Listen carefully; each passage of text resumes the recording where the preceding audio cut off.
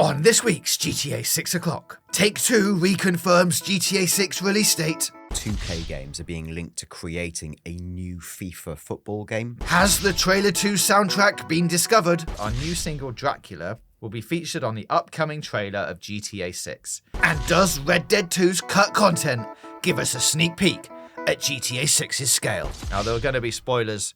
It's all here on this week's GTA 6 o'clock.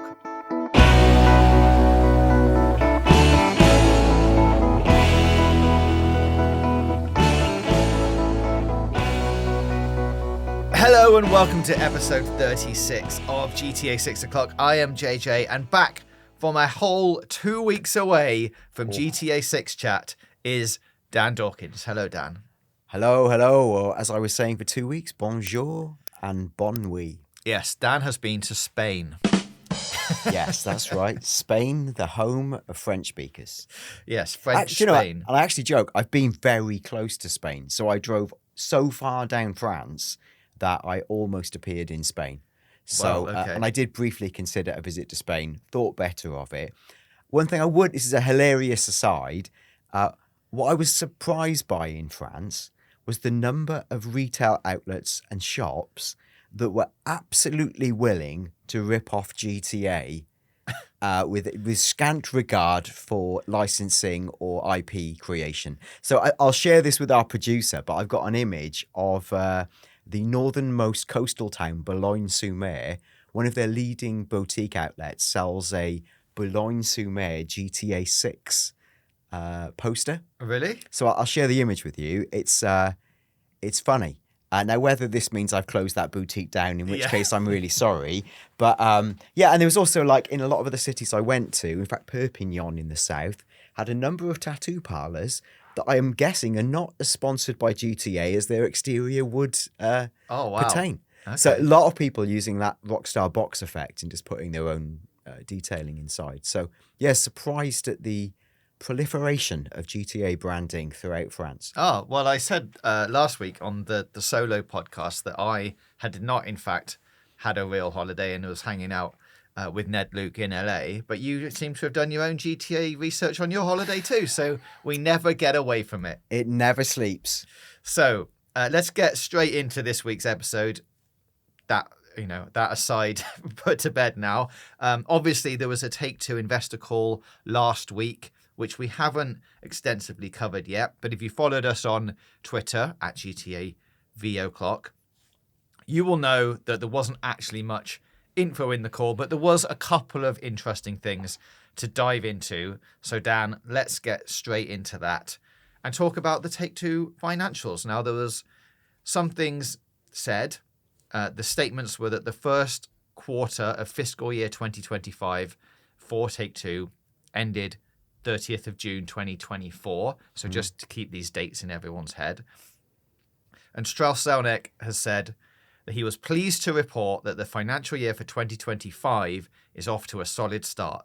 Our first quarter net bookings of $1.2 billion were in line with our expectations, and our management team relies highly confident in our path forward. He went on to say, as we release our groundbreaking pipeline, we expect to achieve tremendous growth, including sequential increases in net bookings in fiscal 2026 and 2027. Now, there were some Q&A questions at the end of this call as well, where they actually went on to say that they expected tremendous growth in 26 and 27 rather than just sequential increases. So obviously those two things are tied together, but interesting to see them saying tremendous growth rather than just like some increase. Yeah, and the obvious inference is to pin that to GTA. There's an interesting side when you talk about Take-Two. Their overall financial picture and conversation relates to the GTA picture, so I think it's interesting to look at all of those things. One thing that is interesting is that Take-Two are being linked, or 2K games are being linked to creating a new FIFA football game. Now, were that to be a thing, that could potentially be a very large revenue generator, which could account for numbers in the years going forward. If it was to achieve the scale of EA's version of FIFA, it might be that significant growth driver alongside GTA. But that's almost a separate podcast talking about whether that game's actually real. Yeah. For my penny's worth on it, they talk at length about the complexity of what having the FIFA license means versus what it not means, and then say, in the most, PR way forward, any announcements will be, delivered in due course, which is almost like a confirmation. So that's a separate thing. That's for any football fans who are interested to know if 2K are really making a FIFA game. My gut would be actually yes, but it's far more complicated than just getting the FIFA license. But if it does happen, yes, that's a big revenue driver that has implications for this reporting. Yeah, and they've got a lot of things that aren't GTA shaped coming in the next 1, 2, and 3 years. So there's a lot of things riding on this, which is why I think that they keep saying, these are our best numbers that we've had for a while. Like, everything's going well. We're on track. Like, they seem pretty confident with all of the things that they've got going on. There's a couple more quotes from Strauss Zelnick, who said, the audience for Rockstar's premium membership service, GTA Plus, grew strong double digits over the last year. And during the period, we added to the caliber of our world-class development teams with our acquisition of Gearbox Entertainment. We are thrilled to welcome Randy Pitchford and his studio to the Take-Two and 2K family. We have identified many potential growth opportunities for the Borderlands series and Gearbox's catalogue. Now, obviously, bear in mind this came out last week, where they were saying, in addition, tomorrow marks the box office debut of the star-studded Borderlands feature film from Lionsgate. And we hope that audiences will enjoy experiencing the series' vibrant and character-driven world on the big screen. So, now that has been out a week, Dan, did audiences enjoy the vibrant and character-driven world on the big screen? Well, did critical audiences enjoy it? The answer is emphatically no. It's had like an astonishing series of like 0 out of 10 reviews, and it seems to have been quite badly panned. How that's translating to commercial, I don't know if you've got any update there, if people are actually going to see it despite the terrible reviews. Yeah, not really. Or because of. Is the problem. I mean, obviously reviews impact the attendance from an audience to some degree, but even the people who aren't critics are going to see it, and it debuted on Rotten Tomatoes, the sort of public-esque review site, with 0%. Now it has gone up to 8% as of time of recording this podcast. Ooh. But that is from 119 reviewers offering their opinion on the film. So it's not done that well. And as has been reported by Variety, the film's production budget is about $115 million, with about $30 million on top of that for marketing. And it's so far made $8.8 million in the US box office, which is about 6% of its total cost to make. Blimey. So it's not gone that well, I would say. No, I was reading an interview with Kate Blanchett, who, the very famous Kate Blanchett, who's been in a lot of good things, who's one of the stars of Borderlands. And essentially the interview intonated that she took the role because she was bored during lockdown. And then it sort of got kicked down the road and it got rewritten multiple times to the point where I think there's been a lot of very big names attached to this script. Yeah. But it's been rewritten to the point where the original writer wanted to disown it. It just sounds like the classic tortured project. And it seems like now in the interview trail she's done to promote the film, she's kind of putting forward this theory that the reason she did it is to work with Jamie Lee Curtis, who she's always been a fan of, rather than the great script, the film, the franchise. She could have just been in Scream. She's been very clear that she's not a fan of video games, and fair enough. That's okay. It doesn't mean it makes the performance good or bad, but yeah. And I think this is why Strauss Zelnick was very clear to say the film wouldn't have a financial impact on the publisher or the Borderlands franchise. So at one hand, sort of urging people to see it, on the other saying, but if it does do badly, don't worry, it's all fine. Yes.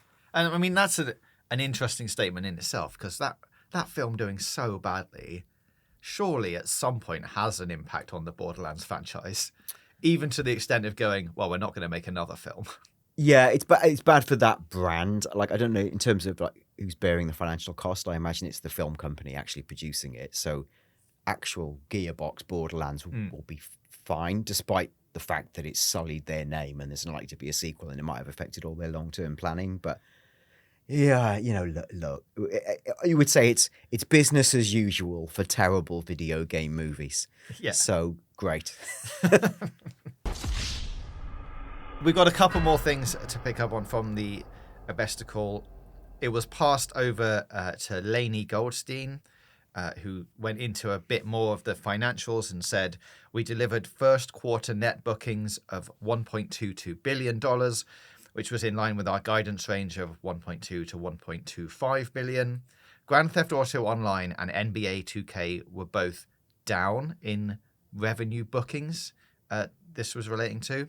So what they're basically saying is everything is going well. And I think that they've expected GTA Online to go down, and it is going down. Yeah. But that's okay because it's still in line with everything that they expected to be happening around this time. Yeah, this obviously they didn't lead on this, but it was quite clearly stated that GTA Online and the NBA 2K were both down, and they also in their forward projections said we expect flat results for NBA 2K and a decline for GTA Online. So they're predicting that to continue. I assume until they head towards GTA 6 and people tail off, and that game's been absurdly popular for a decade. So I think at some stage it has to run out of a little bit of steam from its absolute peak performance. Yeah, and on those forward-looking projections, they actually said that they're reiterating their net booking outlook range of 5.55 billion to 5.65 billion, which represents a 5% growth over fiscal 2024. Our largest contributors to net bookings are expected to be, now you ready for this? Because they've basically named all their games, NBA 2K, the Grand Theft Auto series, Toon Blast, a hyper-casual mobile portfolio, Match Factory, Empires and Puzzles, the Red Dead Redemption series, Sid Meier's Civilization 7, and Words with Friends.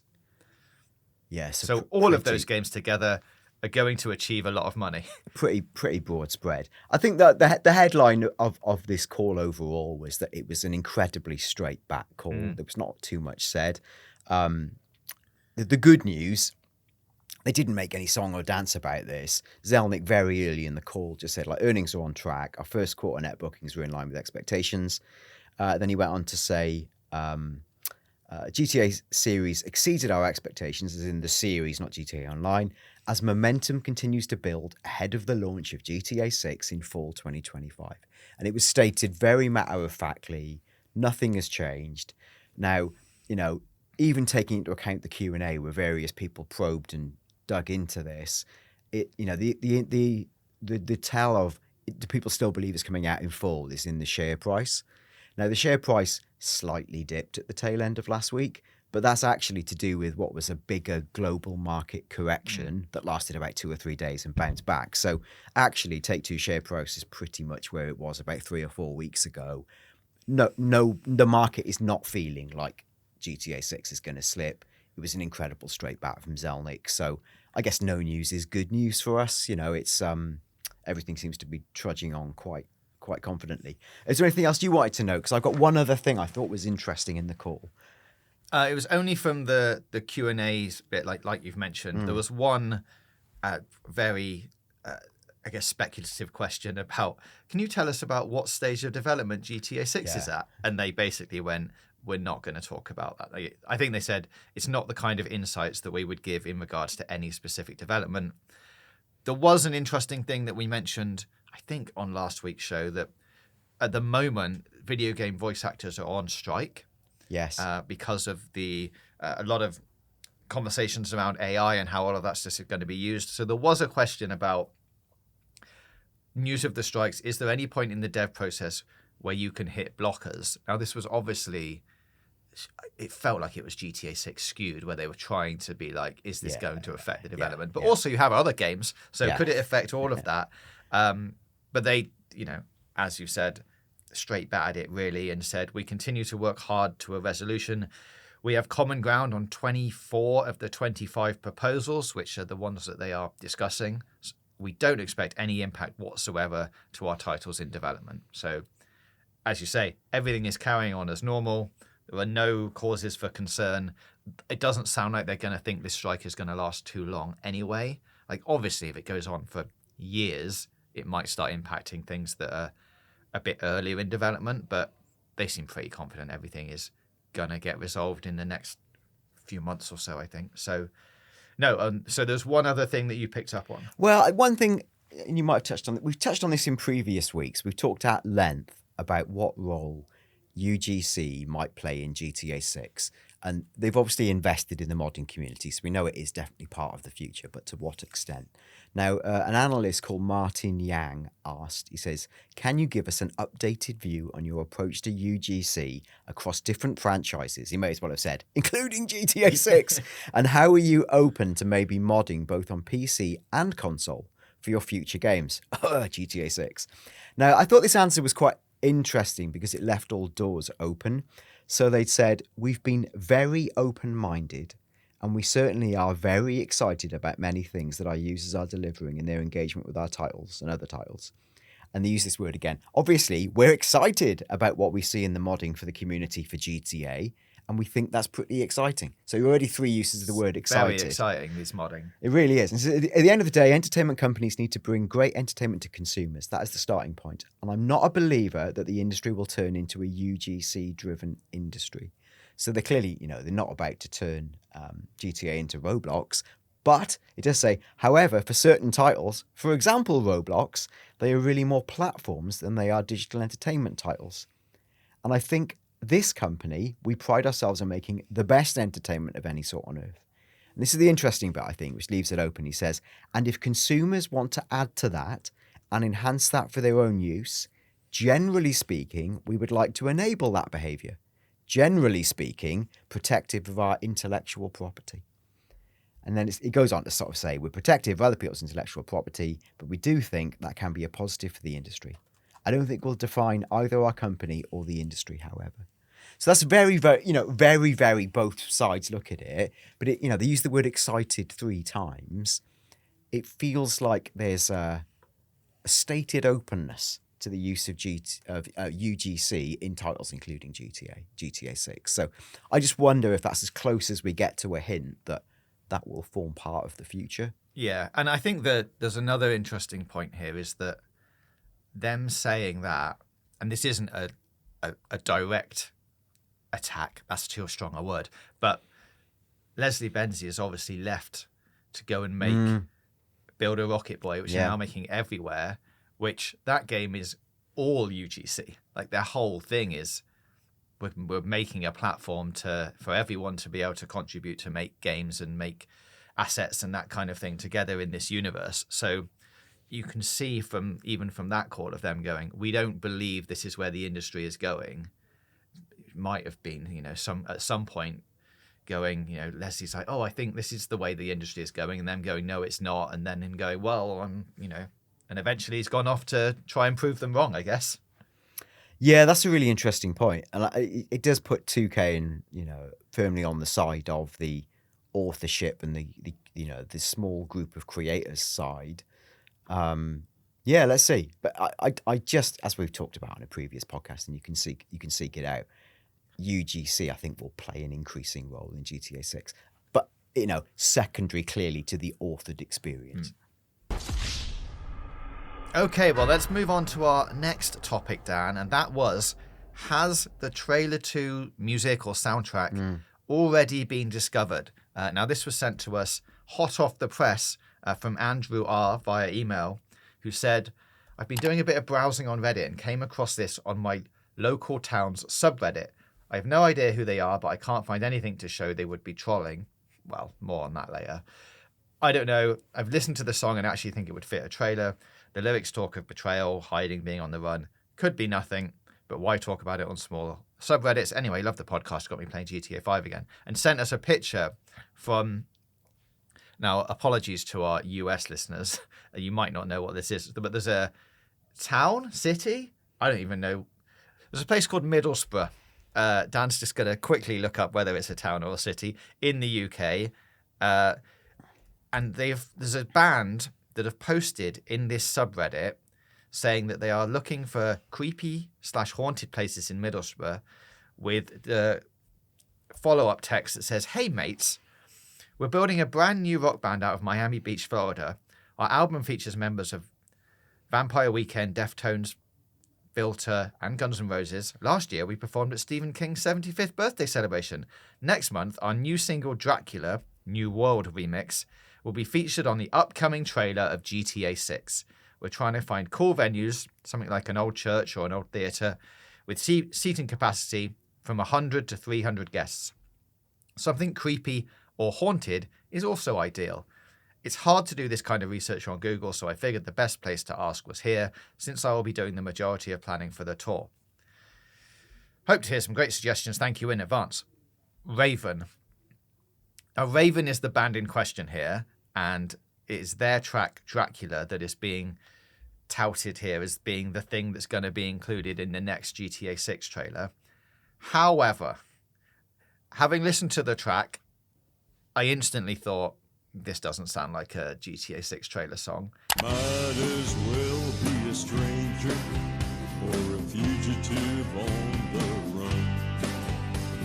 Even if you went, it's a remixed version and maybe it's an instrumental remix version, I still don't really think it works. And the band, once you start looking into them, have been around for quite a while, or like maybe not this new incarnation of the band, but the lead singer, collaborator, he's been around for a while, for quite a long time, and as we discovered, Dan has been doing sort of stunts or just like a lot of things to try and get the word out there about his endeavors, and this may be just one of them. Like, he's been trying to make it in the music industry. Like, this guy is 73 years old. He looks fabulous for 73, to be fair. Fabulous, right? But he's 73. He's been trying to make it in the music industry for a very, very long time, to the point where he's actually become more famous for what began as his side hustle, is he runs a lot. He does 8 miles a day, every day, and he's done that for 48 years. And that's what he's become famous for, is the running man. He's the guy who does a lot of running, and he also does music. So I guess part of me would say this is a guy who is not averse to seeking publicity for his music through an alternative route. That's my main takeaway. And he's not globally famous. His music, and we'll put links. You can listen to it. Generously, the track that's slated to be on trailer 2 of GTA 6 sounds a bit like, I don't know if you know Tom Waits, or again, generously, Johnny Cash. But what I mean is it sounds like an old man effectively talking over some music. And the lyrics, at the most horrifically transparent level, suit GTA. They talk about being on the run. And I misquote slightly, but like a vampire from the sun. Might work in a remix, maybe. But I would say, they're definitely, like we pointed out when we were talking about off air, this guy has posted on a forum, he says, I'm looking for creepy haunted places in Middlesbrough. Now he spelt it Middlesbrough, which is the UK town, as I've just confirmed, where there's in fact a Middlesbrough, a slight different spelling, like Boro, that's in Kentucky, USA. I would assume that is the one he means to refer to. I would assume, unless he is literally planning to come to Middlesbrough in the UK. And he's looking for like haunted castle type places to play his next gig. Yeah. Now, I think the background to this, even if you look into that Reddit account even more, is that exactly the same thing, wording, like all of that stuff has been posted across 4 subreddits, all at the same time, like as we record this about 6 hours ago. One in Middlesbrough, the UK town, but let's assume it is going to be the US one. One in Leighton, one in Longwell, which is in Massachusetts, and then one in Sunderland, which it's gone into the UK group, but I imagine there's going to be a Sunderland in the US. Let's have a quick cheeky look. There's Sunderland, Massachusetts. There we go. Not to be confused with the football team Sunderland. Yeah. In the UK, or Sunderland, UK. So there's a bizarre analogue between the north of England and towns in the US. But it's a bit fishy. I would be, like, I'm going to say right now, super surprised. I will eat my Los Santos hat if this ends up being on the soundtrack for trailer 2. But who knows? And especially now, like, let's pretend that it has any credibility to it. Especially now it's out there. That's exactly the way to get yourself thrown off the soundtrack for trailer 2. It's also like a brand new Reddit account. It's only been created very recently, so I think I'm with you, Dan, and would say that this is just an attempt to get some buzz. And in relation to the post that says it's hard to do this kind of search on Google, no, it isn't. You would just search haunted places in Sunderland, but make sure you put US at the end of it, and then it would probably just throw up a load of places, and then you'd go, okay, well, can we play a gig here? Let's get in touch with the owners. Like, it's not that difficult. So I'm putting a big debunked stamp on this for now. Yeah, I'm highly skeptical, and I would also say, looking at like the other tracks Rockstar have used in trailers, like they don't go, obvious. They're not picking Beyonce's or stellar tracks, but they are picking established cult semi-fame. Whether it's like the Small Faces, Tom Petty, they've had Philip Glass. They're not unknowns. They might be from history and that kind of delicate choice, but I don't know. This feels a little bit like a shrewd guy who knows how the press and the media works, trying to gen up a bit of attention for himself, and it's worked because we're talking about it. Well done. We are talking about it. There's a world where that song could be remixed and works perfectly well, but it's exceedingly literal, and I can't see There's it. also a world where a few other outlets pick this up and start reporting on it, and he does get some of that publicity, but they're like, oh, is this a real thing? And then everyone's winning, apart from people who think that it's real. And then one last thing for this week, Dan, we said it at the very top. Has Red Dead Redemption 2's cut content given us a sneak peek at GTA 6's scale? Now, I wanted to mention this for anyone who might be worried about the potential scale of 6, which, I don't think there's many people worried about it who listen to this show, but you never know, maybe there are. And it also gives me another opportunity to talk about Guarma from Red Dead 2. Now, there are going to be spoilers incoming, Dan, but not massive ones. It's just a location. And we know that you've probably nearly finished it by now anyway. But I think it's the best location in Red Dead Redemption 2. Like, it's amazing. It's a great, I think, advert for what kind of things might be in 6. But there were Twitter reports saying that it might have been at one stage a fully explorable island. We've got a little video that we can throw up here where you can see there's not actually any spoilers in this. It's just a location. But what it does give you is a sense of just how big this island was supposed to be. Now, the reports are that if Rockstar had time to fully realize it, there were plans that you'd be able to go back here and take a ferry anytime after the end of Chapter 5, which I'm sure you're nearly at, Dan. But there are icons still in the game, including the location of harbours in both St. Denis and Blackwater are still listed.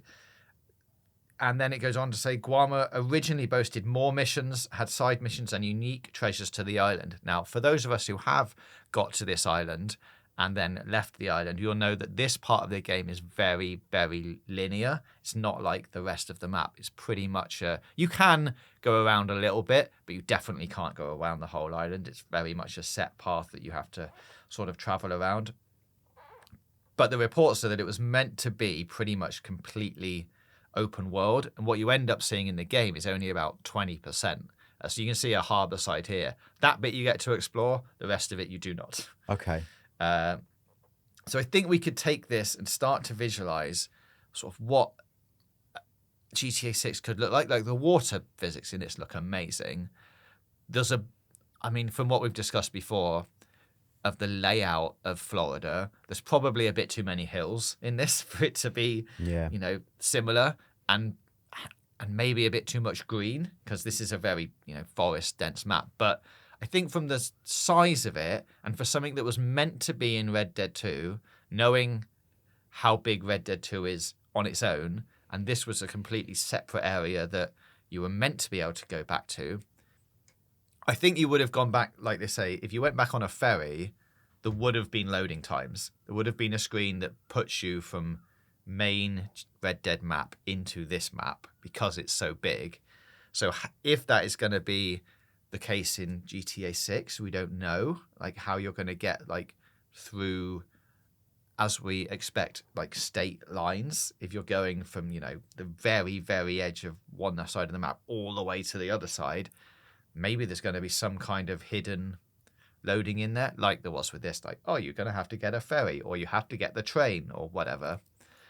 Because I can't see this size of map existing alongside another 3 cities plus all the road systems plus all of that stuff. But I just thought it was interesting because I love this location. It always makes me think that Rockstar should make a pirate game because it was very much in that ilk. And apparently there was a costume that you could get that was like a pirate jacket that you'd end up having that you could wear back in the game. Like there was so much stuff in here that it seems was cut pretty late. And it's been reported that that was for like, you know, pacing and storyline reasons, which makes a lot of sense. But it is such a great place to visit, and I wish you could have just gone back there. Is this footage we're watching from like a debug camera that's broken the world and exploring zones that you were never supposed to visit? Is that correct? So, but it's amazing that it all exists. Oh, it's I mean, look, it's absurd. It makes me almost. It blows my mind. It's almost enraging because no, it is because you think Red Dead Redemption 2 begins with about 90 minutes of you on a horse or on a caravan in literally unseeable snow conditions, mumbling to your friends about needing a can of beans. Now, it's so slow to the point of almost being arch and comedic. And if at the end of the game, they were going to hit you with an island the size of several other video games, this is bigger than some of the Far Cry games, this map. What's going on there? Do you think someone would have gone, do you know what, given that at the end we plan to hit people with an island the size of a Far Cry game, that we might just speed up the bit where we moan about needing a can of beans? Like, I would have done, because... that's Rockstar for you. That's why they're amazing. That's why we love them. But this is crazy. And it does sort of excite and scare you. They've gone on record as saying GTA 6 is the biggest GTA. How big is it going to be? Yeah. It's real big. It's exciting, but it's also terrifying. And maybe if you're a company planning, that 10-year domination cycle, you can do that. But wow, the work involved, the cost involved. Once again, it's sort of testament to Rockstar's brilliance and folly that they would attempt something like this. Yeah, and obviously I've just spoiled a major location in Red Dead Redemption 2 for myself. But that's the thing. Like, it's not a major location. What? You visit it for like one mission. What? For about, I mean, you can get on and off it in 20 minutes and then you never go back. Like, you never get the chance to go back. You can, I think, revisit it in Red Dead Online. Right. But again, not the whole thing. So it's just and there's not a lot, to it once you get out of the major it's a load of locations. Trees. A load of trees and a lot of topography. But, still. But it could have been. Yeah, what could have been?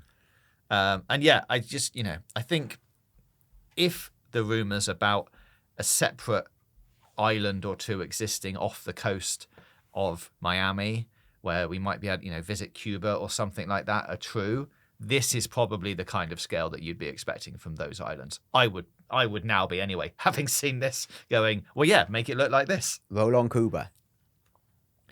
So let us know what you think about that. Please let us know about the best mission in Red Dead 2, which is this one. If you've got any thoughts about that in the future. We are going to wrap up this week for now, I think.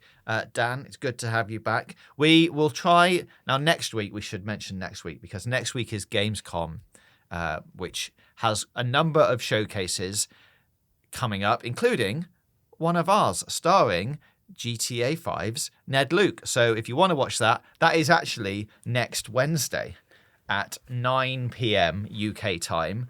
And there's, as I mentioned last week, there is an interview that we'll be putting out with him and Sadie Adler from Red Dead Redemption 2 when they're chatting to each other. There's lots of good stuff in that as well. So there may or may not be an episode next week because of all of those goings on, but we might be able to pull something out and give you a little tease of what's coming out just to tide you over. I will be in Germany as well, which means that we will be apart, but we will try and put something together and see how that goes. If not, we will be back the week after Gamescom, which puts us, I think, into September. Amazingly. Good Lord. Yeah, and I've no doubt you dined out on the dining out story with Ned Luke last week. But yeah, it's amazing. James Jarvis, friend of the stars and Rockstar stars, which is fantastic. I was going to say to everyone, if you could do us a tremendous kindness, if you listen to our show on Apple Podcasts, where it's available, as well as Spotify. If you were kind enough and can see your way to leaving us a favourable review, it will make the show more visible and more people can join our speculation. Another 50 weeks of speculation about the future of GTA. And more than anything, join our community of, I'd like to think, sensible enthusiasts who care about brilliant, ambitious video games. Excellent. Well put, Dan. Well, yes, thank you very much. Please comment below. Get in touch with us on Twitter at GTAVOclock or send us an email, gtavio'clock@gmail.com. And we will see you all next week for another episode of GTA 6 O'Clock.